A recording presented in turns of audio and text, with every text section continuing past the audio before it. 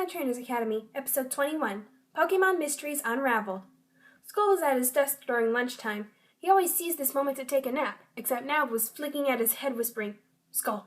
Skull! Wake up!" Skull pulled up his eyelids and looked at his watch. It was 12:45. "We have 15 minutes left." "Wow, you are quite the anarchist." "No one can tell me what to do."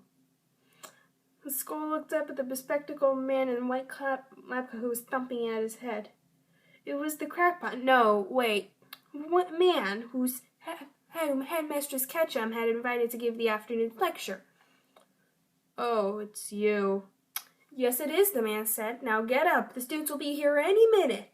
He lifted Skull's head off the desk, causing Skull to moan a great moan. 15 minutes later, the students entered to one angry, sleep-deprived Skull.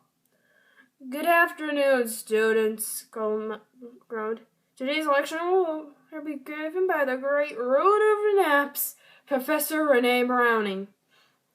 "Good afternoon, Professor Browning," the student said to the bespectacled man. "Good afternoon, my little cherubs," Rene said. "My name is Rene Browning, and I'm a Pokemon professor.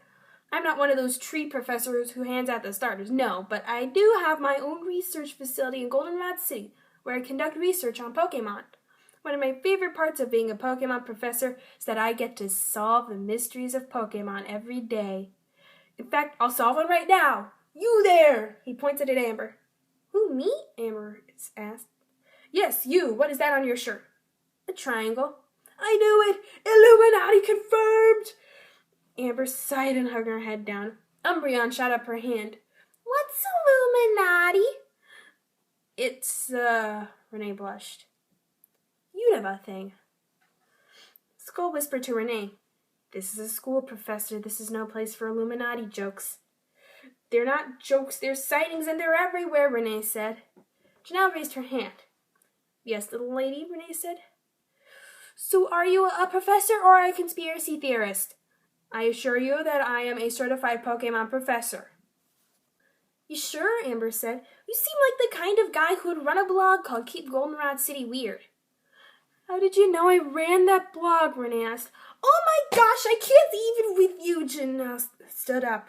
"Skull, are you sure this is the guy the headmistress sent us?" Skull nodded. "Sadly, yes." Janelle sat back down. "Now back to my lecture," Rene said. "Illuminati isn't a joke. It's a very real thing." "And what is Illuminati?" Amber asked. This is just rich," Janelle laughed. "Not only are you a conspiracy theorist, you're a terrible one, too." "That's only because I spend most of my time with my research." Amber raised her eyebrows. "And how much time have you spent talking about your research?" Rene stared at her blankly. "Exactly. I talked a little about it at the beginning," Rene said.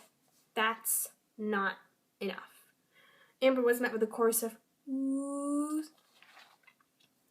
Rene turned to Skull.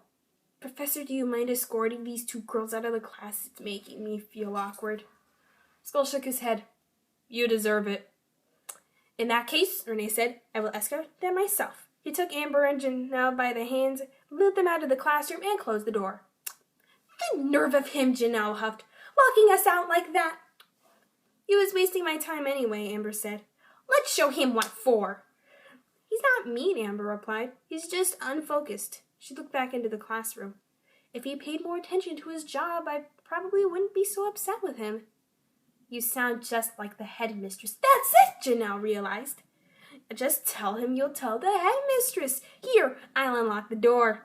Janelle pulled out a partially straightened out paperclip and unlocked the door.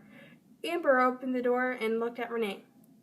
"Professor Browning," Amber said, "I just want to let you know that my great aunt is the headmistress, so if you're up to any funny business, I'll let her know, and she'll be on to you like a houndoom." She pointed at her eyes, and then at him. Rene said. "Then come back in." Amber and Janelle re-entered the classroom. "You done good, Ketchum," Janelle told Amber. "You done good." Then Rene said, "But you still have to listen to my speech on the Illuminati." Amber put her head on the desk and groaned. Perhaps this wasn't all worth it.